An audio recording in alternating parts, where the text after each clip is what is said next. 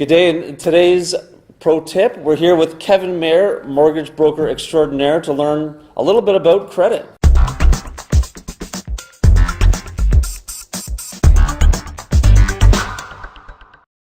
All right, Kevin, I'm working with a lot of buyers, and one of the common questions is around credit. And what is credit? What is credit history? What does it mean?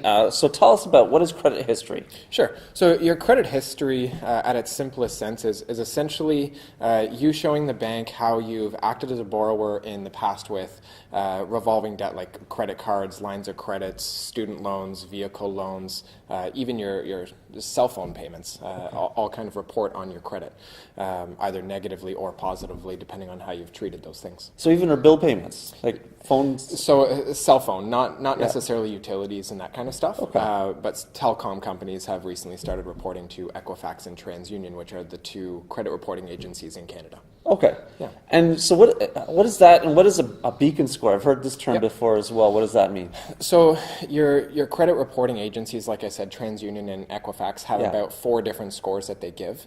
The beacon score is what people hear the most. That's your classic score that the banks are looking at when you're applying for a mortgage. Okay. So your beacon score is affected by that history that you've had on past debts. Okay. So when you're looking at scores themselves, the banks like to see anything over 620 is okay. Okay. Anything over 680 is great. And then if you're in the 700s plus, then you have essentially perfect credit. It's scored out of 900. And out of 900? Yes. And 600 is and above is pretty good? 620 and above 620, is okay. Okay. Yeah. And how would we know what our credit number is? Yeah, so and one easy way to do it is I have an app that you can download. You can get a free credit report. Okay. It actually gives you your score off of TransUnion. Does not count as a hit against you, and you can see where your score is sitting. Okay. It's limited information in the sense that it doesn't give you your classic beacon score. It gives you, I believe they call it an ERS score. So it's a little bit different than what we're going to see, but it's very close. Okay. So they can contact you is a good way to get started on that. Absolutely, and I can send them a link to the app, and they can download that and get history and track it. Okay, so let's say you're planning to purchase a home. Obviously, your credit score is important. Like, tell us, how does that play into a mortgage application? Yeah, so CMHC, like I said, they like to see anything over 620. They want to make sure that you don't have any recent missed payments. The biggest things that affect your credit score, about 35% of your score is affected by that past repayment. So you want to make sure you don't have any recent missed payments. Another approximately 35% of your score is through your limit to balance ratios. Okay. So tell us more about that. Yeah. So if you have, say, $1,000 credit card, they don't want you reporting anything over $650 a month on that line. Okay. So if you're going over that 65% mark, you're seen as being maxed out. Okay.